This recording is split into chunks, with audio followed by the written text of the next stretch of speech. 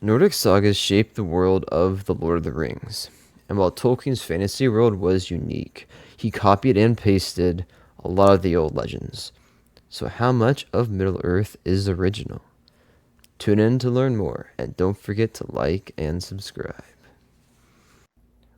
Hello, everyone. Thanks for tuning in to the White City Podcast. Today, I have with me Augustine from Denmark, and you want to just give a little short intro about yourself, Augustine? Yeah, sure. Like you said, I am Danish and I am a historian.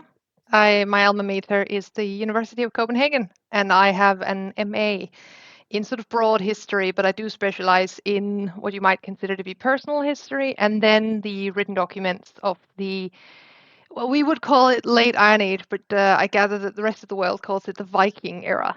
So that's me. That's my introduction, and I've been reading Tolkien in both Danish and English since I was in about third or fourth grade, I think, but it's clearly better in English. So Oh, interesting. Yeah. So you were saying that, and we're going to be talking about the different like epic sagas and I guess like sort of myths that Tolkien pulled from, and specifically in etymology of names. So we may cover some other things as well. Um, I know like I think a big story that people like typically look at as being an inspiration of Tolkien's is oh Beowulf. yeah. Um, and I think there's like the Icelandic sagas too, I think maybe. That's where people I mean, kind of get a little lost because Beowulf is definitely one of the ones he looked at a lot, and he admitted to that himself. He didn't so much admit to all the other ones, but we can kind of tell from his text that he read them. We know that he had, for instance, the way it all starts for him, it seems, is he wins a prize at Oxford University as a student, and he spends his prize money as any good student would on extracurricular books. And one of the books we know that he buys is the Völsunga saga, which is what I would call a meal deal, because at the time, meal deals are essentially when you have an English translation of multiple different, somewhat unrelated works that they kind of smush together because they want a bigger book that'll sell more because it looks more impressive. And he buys one of those, and that's the Völsunga saga with excerpts from the Edda. And the Völsunga saga is a Danish saga. Funnily enough, a lot of it is when people are mentioning, they're mentioning the Völsunga saga, Sigurd's saga, somewhat of Ragnar Lothbrok and his sons, and all of that, that's Danish. So the Icelandic sagas are their own thing. They're their own quite distinct thing. Many of them came after Christianization. But when you go to the Danish sagas, which were recorded in other ways, so Snorri Sturluson did a lot of the writing down of the Icelandic stuff, but we had our own recorders and our own chroniclers, and they would write them down. So a lot of what he actually read seems to have been Danish sagas, and he does. There are many sort of details that seem to be cut straight out of Danish stories that we can talk about later. But certainly, yeah, a lot of people would mention Beowulf, and he did as well. And the interesting thing about Beowulf is it's English, but it's not really English. It's a Germanic slash Nordic saga story that was um, translated into Middle English when the Anglo-Saxons came to England, somewhere around the time when the Romans left. And of course, that's interesting because Tolkien theorized that the Anglo-Saxons came from Denmark, whereas the standard understanding at the time was that they were from northern Germany. But he actually turned out to be right because they came from Denmark. So he was kind of going against the grain there, but it turned out he was quite right. So that's yeah, he knew that it wasn't really English, but it was the closest thing he got. And that's what's interesting about his legendarium that you kind of need to remember is he was trying to create mythology for England because England doesn't have anything. Basically, they have Beowulf and then that's it. They don't have sagas, they don't have mythology. It was all lost through Roman intervention, through us. doing a lot of raiding and pillaging and burning a lot of books because we were largely illiterate. That's story for that. But and then in comes William the Conqueror and sort of wants to clean the slate and kind of does a scorched earth. So there's nothing left. Tolkien comes in, he finds that he's fascinated by all this mythology and there's nothing for England. So he sets out to make it. And that's where it all sort of starts for him. Yeah, for sure. Um, yeah, it's interesting. I think I've read Beowulf. Um, but I definitely remember things like sward was like because it was still like the kind of older they were still keeping like the older English, I think. And when I was at least that translation or whatever that I was reading in that book. So like I remember like sword is, that was just one thing that I could remember well. But yeah, so like I guess I know like one thing that that like Tolkien took a lot of dwarven names Oh, absolutely. from was it the Volsunga No, it's this one. or This handy dandy tiny little thing is the Poetic Edda, and the first, very very first poem in the Poetic Edda is a poem called Völuspá, and Völuspá means the um, oh, how does one translate that? The prophecy in a way of the stave bearer, and the stave bearer or the Völve was essentially a female. Um, Sorceress, and we find them actually. Once we realized that that was what the staves in female graves were, we find tons of them.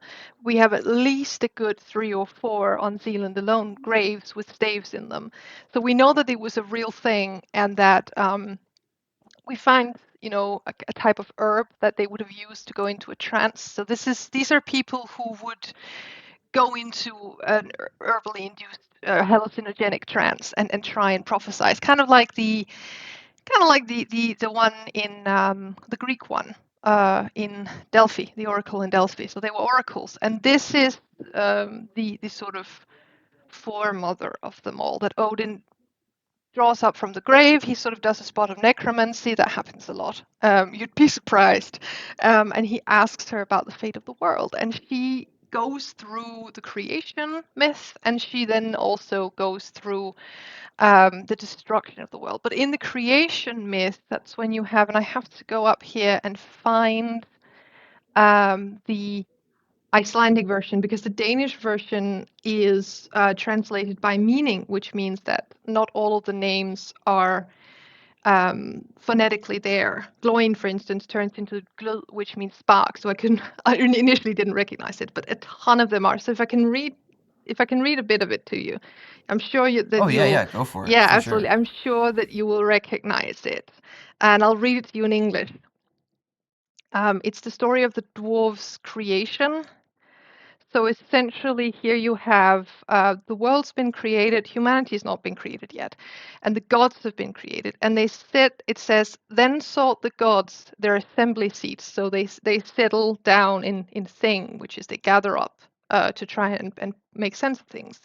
The holy ones and council held to find who should raise the race of dwarfs out of Brimmir's blood and the legs of Blain, or that could be also be Balin. There was Motsoknir, the mightiest made of all the dwarfs, and Durin next. Many a likeness of men they made, the dwarfs in the earth, as Durin said. And then come the most interesting parts, which are the naming verses, which is 11 through 15. And I am absolutely certain that you'll recognize a lot of these. You have Nuya, Nisi, Northri, Sutri, Outri, and Vestri. Those are directionalities. It means now, then, north, south, east, and west. So those he didn't use. Althiof he also didn't use, but then you start to have it. You have Dvalin, Nar and Nain, Niping and Dane, Biffer, Boffer, Bumber, Nori, An and Onar, I, Mjothvisnir, Vig and Gandalf, Vindalf, Thrain, Sek and Thorin, Thror, Vít and Lít, Njur and Njuras, Regin, Ratsvith, Fili, Kili, Fundin, Nali, Hanar sigur fraur honbori fregloni aurvang yari Oakenshield. Yeah.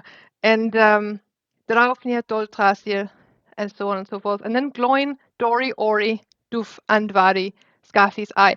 So it's basically a character list of all the dwarves. There's a few Ori isn't there, for instance. And Oin isn't there either, but there's a couple where he played around with it. But it's basically all the dwarves. It's basically a character list of the first like 20 pages of The Hobbit. So he Yeah. definitely took that. I do have a theory because this is a bit more blatant than some of his later, shall we say, inspirations. I won't call it copying because it's the professor and I have more respect for him than that, but he was not subtle. That is not something you can call him. I theorize that The Hobbit originally, as a bedtime story for his sons, probably he didn't take it overly seriously and he just picked names that he could remember and he could easily find. And then it became a story that was, you know, published and he got a bit more subtle with it later on. But in the beginning, he probably didn't take it that seriously. So he basically snatched up all the names because he's more subtle later on. Okay. Yeah. Interesting. Yeah, that is true. Like, yeah, I think it seems to me that a lot of times he does put his own spin to things Mm. instead of just like grabbing something and being like, "Oh, I'm just gonna use this." He does. I think that may have something to do with the fact that he deliberately sought out stories that were lesser known, because once you realize some of the things that he did take inspiration from, let's be gracious. I love the professor, but sometimes it's a little obvious. He did do a spot of copy and pasting occasionally, but all writers do that. And I have to say, as a Dane, a lot of it's quite recognizable because a lot of it's some of it's one to one. For instance, there's a story from Samsø, which is an island in Denmark. It's actually two. There's Ørvor of, which was a king who had what is described as a silk thin, impenetrable suit of mail. So he has a silk thin, impenetrable ring mail. So that's Mithril, basically. And Hmm. then from the same island, so they would have been in the same collection, is the story of Angantyr, who is a ghost king waiting in the hills. Denmark doesn't have mountains, so let's not call them mountains. But waiting in the hills with his ghost army until the heir to his curse can come and free them, essentially. So you do have occasions where you're like, okay, that was not so subtle, but the way he knits it all together and creates something big is definitely him just taking it and running with it. He absolutely does. But there are instances where it's a little obvious, which is fine. You know, um, C.S. Lewis had Father Christmas in his stories, so why can't Tolkien, use some of our old stories? It's perfectly fine. But there's more than people think. There's definitely more than people think. Not just in names, but also in actual plot. Yeah. So there's one where is it a dwarf in a ring? Oh yeah, the Ring of Andvari. That actually ties in with Fafnir, which is the legend of Sigurd, which in turn that saga alone has dragon sickness. It has cursed ring. It has Fafnir the dragon, and it has this idea of the blood of heroes, which is also something Tolkien leaned quite heavily into, because Sigurd is actually through his oh geez, it's quite far down, but he's a descendant of King Völsung of the Völsunga saga, and Völsung is the grandson of Odin. So we're talking the descendants of gods, the far descendants of gods, just like how Aragorn is a descendant of Melian, the Maya, and so is Elrond, and so is his Aragorn's many times great cousin Arwen, because they are of course related, because Aragorn is the descendant of Elrond's. twin Elros. So there's a lot of that. So that kind of that he's definitely read that. He's definitely read Sigurd. And the story of the Ring of Andvari is essentially a bit of a mixture of men and gods. So the story goes that Andvari could turn into a fish, and he went so deep he found the land of the nymphs, and he snatched their gold, and that was the ring. Um, and he used it to multiply his own wealth. But Loki wanted it, so the trickster god Loki wanted it and caught him in a magical net and forced him to give it up. But Andvari cursed the ring so that anyone who took it and bore it, it would bring disaster to.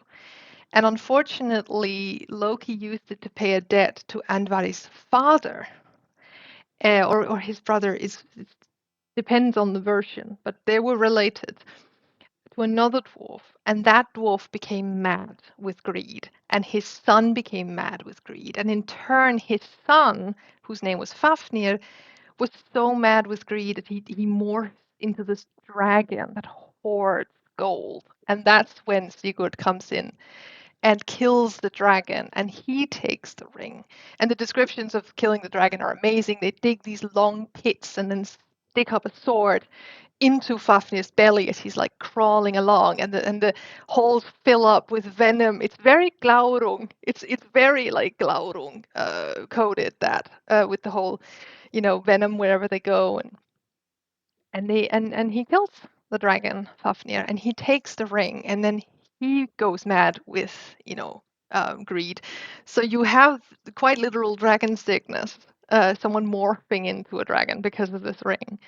And it's I will say the dwarven rings and the story of dragon sickness definitely comes from here, but the one ring and the nine and the three he came up with on his own, more or less, definitely. So that was him extrapolating on something. But yeah, Andvari's ring, that's in Völsunga Saga. So he definitely got that one from from somewhere else. Mm-hmm. Yeah. Does does the ring in the saga make him invisible, or is that not right? Oh, I can't remember if this particular ring does, but there's definitely rings that do similar things to that. The thing, Okay. yeah, that's definitely a thing in other, because it's not the only magical ring.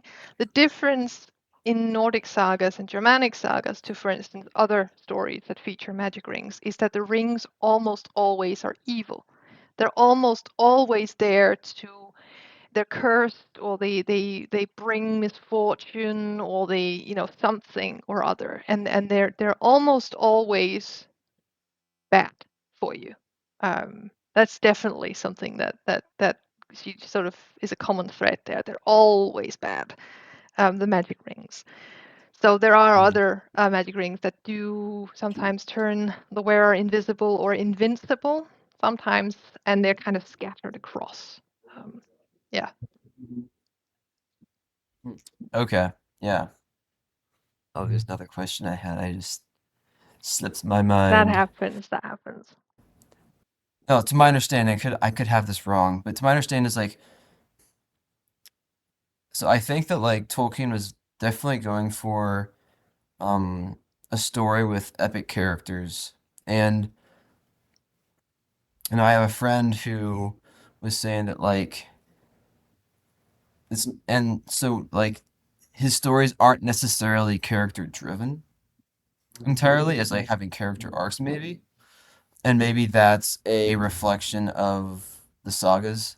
Is would you say that that's accurate or I mean, it's. I think what you're getting at there is the fact that Tolkien was seeking out to create a sort of bigger legendarium, because what you have with the sagas, you have it also with the Ulster cycle for Scotland, and you have it with the stories of the Tuatha De Danann in Ireland, you have it with the Mabinogion in Wales, is a bigger sort of origin story for the people. It's a bigger mythos that contains different fragments of different stories, and then sort of all come together in a bigger whole.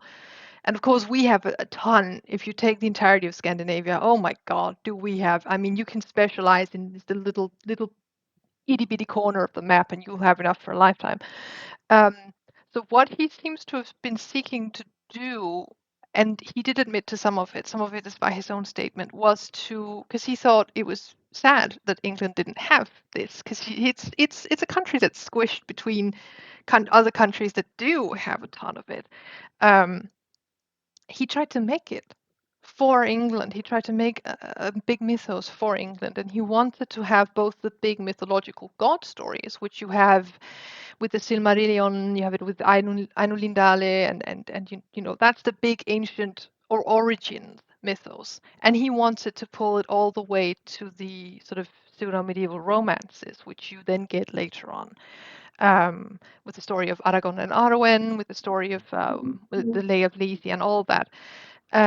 So he seems to have sought to mimic it by making fragments, by making more sort of independent fragmentary bit stories, and then stringing it all together in a bigger legendarium, which is, you know, not probably originally how the Nordic myths looked, but how they have come to look through the fragmentary, how shall we put it? They've been, part of them have been lost and now then they've been put together in new ways. It's kind of a quilt of myths and legends, and he sought to kind of copy that in a way, make his own version of that, in a more coherent way. Okay, gotcha. Yeah. I mean, like, it's like I guess like another thing I was thinking, I guess, is I guess like maybe like the hobbits are like the only ones who aren't like going on these great journeys and being like these great heroes. But maybe that's like what happens more in the sagas and even with the other characters in the world. Um, I think maybe Tolkien's trying to write characters that are going to be more like, hey, this is kind of like everyday people with the hobbits in a world that's like epic, I guess. Oh, there's definitely something to that because most of his characters have some sort of, like I mentioned, some sort of hero blood. You know, they have some sort of descendancy and they have some sort of power. They have some sort of courage. They are these big epic heroes all the way around this little core of hobbits, and it's just I love them so much because this is where Tolkien really, I think Tolkien as a person, that's where John steps out, if I can't remember if that was what did he like to be called Ronald, I think maybe actually, but that's where the person steps out. That's where he lets himself shine through, definitely. When he puts down that sort of epic saga inspired mythos thing, and that's in the Hobbits. It's kind of this little core of almost opposition. They're almost the opposite of the world that they exist in. And then they are the ones who end all of this strife. And I always loved that they did that because that's where he really shines. That's what makes him different, I think. Everyone's always, all the other high fantasy authors are always doing the big epic thing, and he's always credited with the big epic type of high fantasy. But I think actually the core of his story is the fact that he steps out of it with the hobbits and he does something that's quite different. The hobbits are also some of the only ones that have like original, um, well, almost 100%, English slash original names and all the naming of the locations and their settlements and their towns and dwellings. It's all very much Tolkien himself that does that, except possibly for Frodo because Frode is actually a Danish name. But I won't fault him for that because it's a really good name. But yeah, those he came up with most of that 100% by himself. That doesn't come from anywhere because all of our sagas basically are about someone who for some reason has some sort of an inheritance that means that they don't quite fit in, so they have to go on epic adventures because blood and inheritance reasons. Yeah, so that's all him, I think. That and Tom Bombadil as well. That's all him. Yeah, very nice. Um, so my podcast like is kind of oriented towards Rings of Power. Mm. Um, but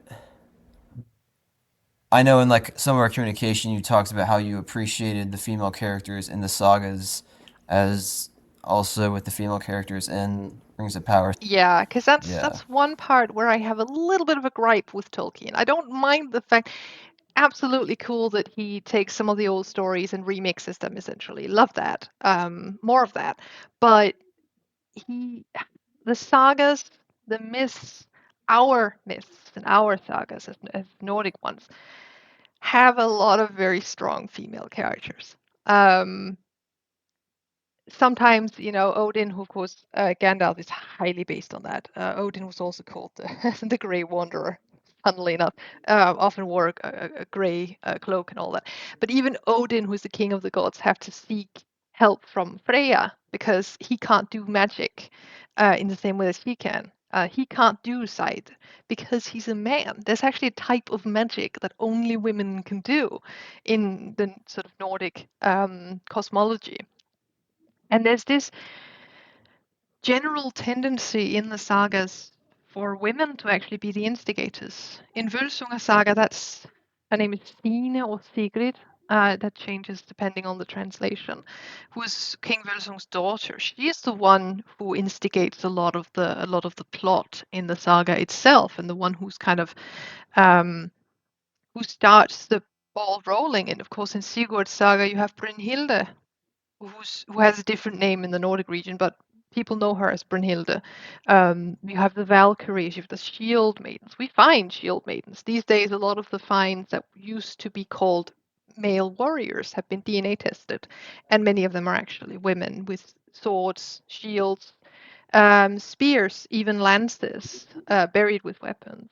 So we definitely had a different we had different gender roles at the time. We also find men wearing who would have been wearing dresses, for instance. We find male skeletons that are wearing buried with what we call bowl fibulae, which are fibulae that were used to fasten an apron dress. So there were different gender roles, and they definitely reflect in the sagas, but Tolkien absolutely insists on not doing that. He has absolutely no no like big female characters apart from Eowyn. Arwen doesn't even speak. It's kind of like it gets a little sometimes. You want to go back in time and shake him a little bit and go, please, please, female characters, but you just don't get any. All the mothers are dead, all the queens are gone, everyone's wife is basically missing, and it's like we just get Eowyn, and then there's nothing just about Eowyn. Love Eowyn, but you'll notice that Eowyn, when she's doing her epic Shield Maiden adventure, is unmarried, and the moment she marries Faramir, she settles down. Because of course Tolkien's opinion was that women should settle down into marriage. His gender role does very much shine through there, and it's kind of obvious if we follow the idea that he got a lot of inspiration from the sagas. His choice to not have more female characters be essential to the plot. Later on, you get Luthien, you get Melian, but again, it's kind of too little, too late in some cases. His choice to not have female characters, just the fact that there are no female dwarves, um, it does seem to be deliberate. Um, but even he couldn't help but have at least one shield maiden. So at least we have Eowyn. But that's what I really appreciate with basically all of the sort of modern depictions of Tolkien's works. You have it both in Peter Jackson's Lord of the Rings, where thank God Arwen speaks. Uh, she does things. It's lovely. It's great. I think in the books there's like one dinner scene where you see her. She's described as sort of sitting in the distance, and Frodo's like, "Wow, she's pretty," and then they move on, and we don't see her until the coronation of Aragorn, basically. But she does things in Peter Jackson's trilogy, and I'm grateful for that, because apart from Eowyn, the only other woman who speaks is an old woman in the halls of healing who says, "Wow, Aragorn must be the king," and then that's it. So the fact that we get women now and they fit so well into it because you have that saga basis. So women fit in this kind of world extremely well. And then you had Tauriel in The Hobbit, and I appreciate her. not necessarily the side plot and the love story and how it was done, but I appreciate that she was there, and I understand the reason why she was there. And that's what I like about the Rings of Power. I have a lot of gripe with the Rings of Power. I'm one of those hardcore classic Tolkienites who are like, who initially was like, oh, it doesn't look like Tolkien, and it doesn't. All the male elves have weird 1980s hairdos, and I don't know what to do with it. It doesn't look like Tolkien, but it does have that flavor, and it does something with its female characters that I genuinely really appreciate because A, they are there, B, they get to kick ass. Just I don't always like Galadriel's depiction, but I can kind of appreciate the role that she gets. That she gets to go up in full armor. I don't like that they don't put her hair up because I'm a former LARPer and I know what long hair does in armor and it hurts like the devil. So I wish they would have done that. Long-haired women in armor is not realistic. They should have put it up, but that's my one gripe with that. Um, Maybe elven hair is magical and doesn't get stuck in the metal, but but um, yeah.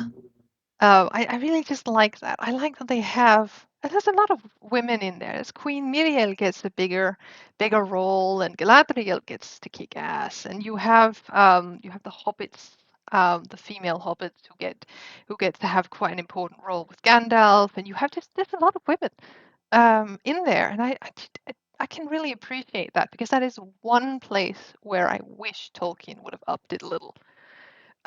He does not have a lot of women. He does not, and they do that a lot better. I have to say. Okay, yeah. So why do you think it was that like Tolkien didn't have as many like leading like female roles in his stories?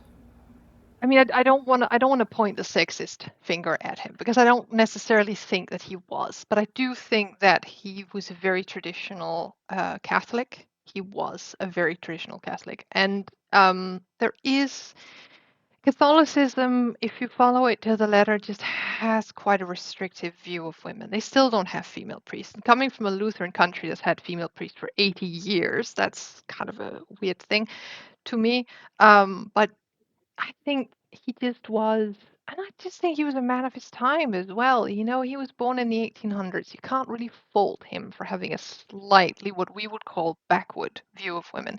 At the same time, he very clearly loved women a great deal. Creating Luthien and Beren around his own love story with his own wife, with Edith, was a very beautiful thing, and he clearly had a great deal of love for him. And he did, his children were all educated on somewhat of the same level, and yeah, I just think maybe there was a bit of the Victorian left in him, A Victorian Catholic man is never gonna have, he's not gonna be progressive, is he? So, I'll forgive him everything. But I do think that that has something to do with why. And it's funny because, if you look across the hall at Lewis, C.S. Lewis, um, half of his main characters are female, and they do get like weapons, and they do get to fight, and they do get to like. So Lewis clearly had a completely different viewpoint, and those two were great friends. So it clearly wasn't that much of a. But I do think it was just he was just a creature of his time in that way. It's the same thing when people are like, "Oh, but look, it looks like World War One." The whole camaraderie and Mordor and him being against industrialism and things. I'm like, yeah, but that was such a formative time for him that he would have been shaped by it without ever knowing.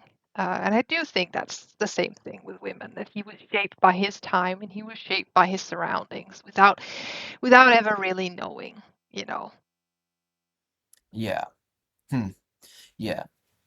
Yeah, I definitely like I would say like yeah, you're talking about like his relationship with Edith and um as being one kind of like I guess example of how he views women, I think. And I wouldn't think that he would ever be like putting down women to be like, oh, they're lesser because they're not fighting.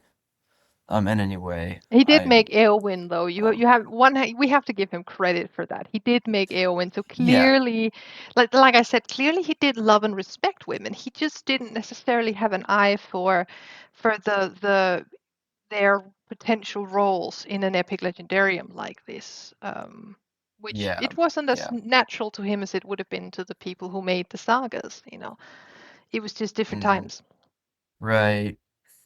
And I mean, I wonder too if it's like his maybe his idea would be for like, and of course this is kind of more of a controversial take too.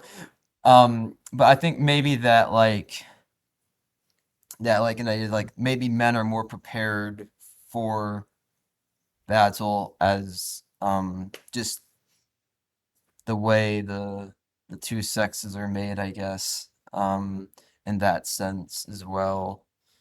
Um, I think he would probably have thought that. He would probably have thought that because he comes straight from the what we call the colonial wars. Well, one was the last of a type of wars called the colonial wars, and he would have he would definitely have been raised with this notion that men um, were better for war, and I think we have a slightly narrow idea of what war is compared to what battle used to be, because these days we mostly we use guns and we use bombs and then that's it.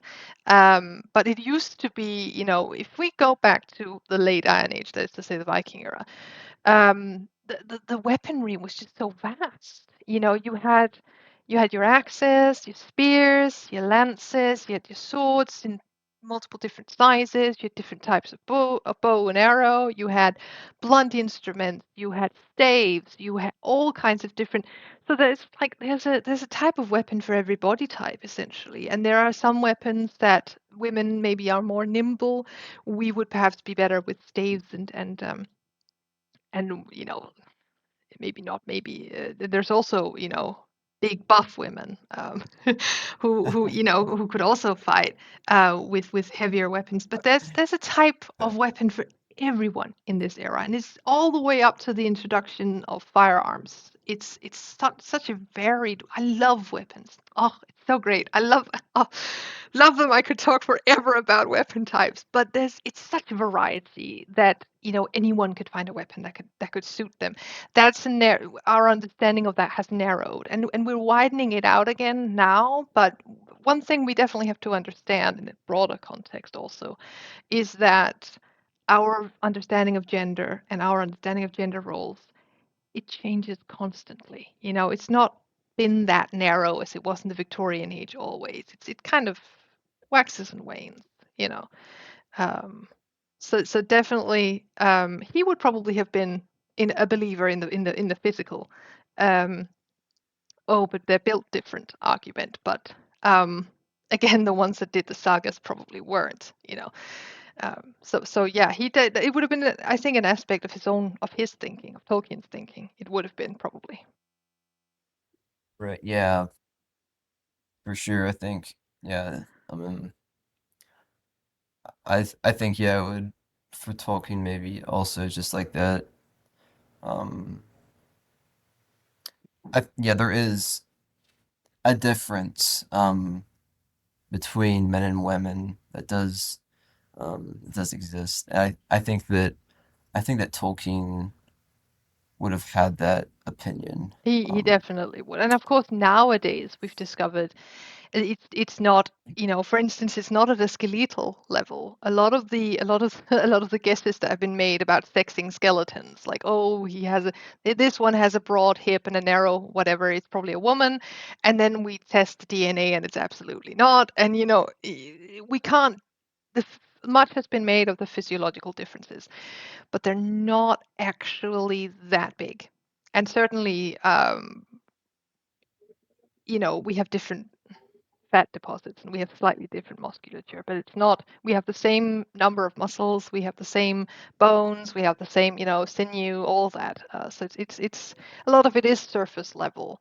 A lot of it is also sociological about what we're raised to do. Because if a woman is raised to fight, I'd argue she'll do it just as well as her brother. Yeah, yeah, yeah. I think yeah. I mean, there are definitely people with different strengths I for mean, you sure. also have wimpy men, for instance. You know, just to put it that way, Well, you have buff women and there, you have wimpy men. I think yeah, there's more variety within than against uh, between the two. yeah, Uh, Definitely. yeah, yeah. I mean, that could be like a much deeper conversation Absolutely, for and sure. but just to say, he definitely probably would have thought that way. Yeah, yeah, Absolutely, yeah. There's definitely a philosophy behind it. yeah. Um, It's those damn Victorians. It's always the Victorians. oh my, yeah, I like, yeah. Um, but anyways, But if we um, return to, there's one more point. Actually, there's two more points I had about the whole Danish connection, because of course okay, I'm kind of uniquely qualified because I am Danish. First of all, you mentioned Beowulf. This little guy here is a reconstruction of a find from a little place called Lejre, which is about 25 kilometers off from where I am. It's Odin on his seat with his two ravens. You absolutely cannot see that here, but essentially, there's Odin. He's wearing ringmail and he has a raven on either side. The original is in silver, and in Lyra, they found this great big hall from around the right time. And of course, Lyra is the place where Beowulf takes place. It is the location for Beowulf is like 25 kilometers in that direction from me right now. And the whole the whole connection is it's pretty on point. There was a whole dynasty located here, a whole what I call the mytho-historical dynasty, because we don't have primary sources for them, but we have later writings about them. But he definitely took inspiration from place names as well. Lyra is not a location in Middle Earth, but what if I told you that Isengard and Helm's Deep are both to be found on a map of Eastern Jutland? They're both to be found on a map of Denmark, actually, as is Esgaroth and Aros, which is a river in Beleriand. Um, so Aros is the old name for Aarhus, which is, of course, our second biggest city. Esgaroth is a place called Eskerød, which lies next to a place called Isgård, Isengard, which lies close to a place called Hjelmdyb, Helm's Deep. So like he also looked at a map of Jutland, and probably he thought that the Anglo-Saxons, of course, he was obsessed with the Anglo-Saxons. There's stories of him chasing down his neighbors wearing like chainmail and brandishing an Anglo-Saxon sword, and he loved the Anglo-Saxons. He thought they came from Jutland, like I said earlier, and he was absolutely correct in that.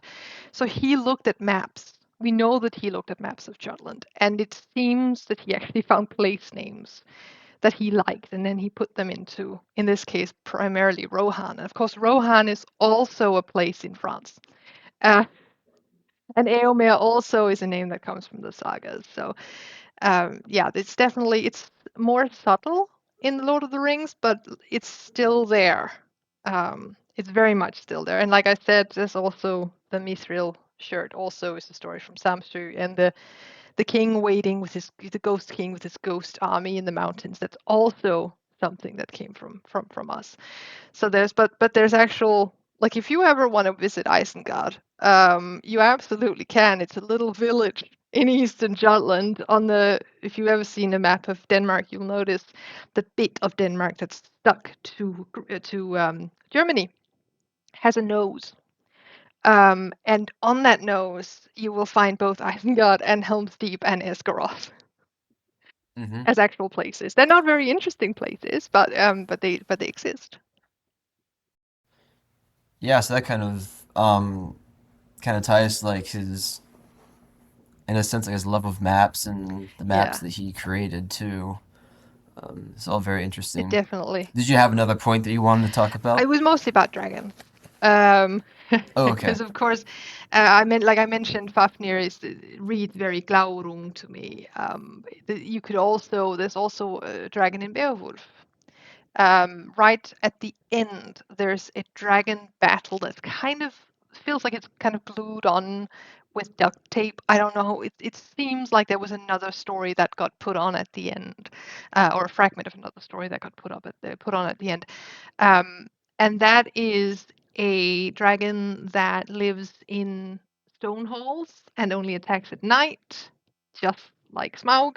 And of course, there's a theory that Gollum was modeled after Grendel, who is the monster in Beowulf, who's pale, likes water, and sneaks into halls and drags people away and kills them at night, which of course Gollum also does. Gollum kills babies. That's in the books. Um, yeah, I know. People always miss it, but like there's a sequence in the book where it's described that there was an area where people were locking their windows at night because there was a story of this pale creature that came in and stole babies from their cribs, and that's Gollum, which is super dark. Like that's very very dark of him. But he does do that, and he of course, Gollum is small and Grendel is ginormous, but they do have there's a lot of like direct links between them. And definitely his dragons are at least Glaurung and Smaug are definitely and Scatha, which is the one that has the horde in Rohan. There's also a dragon that's been in Rohan. Those are definitely taken straight out from us. But then you have, as a really good example of Tolkien kind of building on it all, coming up with something original, you have Encalagon the Black, huge dragon with wings that just darken the earth. And that's not something that doesn't come from us. It could be Nidhogg, who is the great sort of the great dragon that comes out at Ragnarok and kind of devours everything. But he seems to that's what he does. Tolkien. It's like a he uses these stories as foundations and then he builds something on them. He extrapolates from them. And I think that's one of the important things to remember about him is that as much as he has snatched up here and there of names, of narrative beats, of story bits and pieces, he puts it all together and he builds something new out of it. And that's what we all love. Mm, yeah. Yeah, it's interesting to have those sagas that have been around for such a long time, especially just in those circling countries out there by you guys. Yeah, that's really cool. And thanks, Augustine, for coming on and giving us your 2 cents on things. You're Yeah, welcome. it's been great. Yeah. Yeah. Well, thanks everybody for tuning in and catch us for our next episode next week.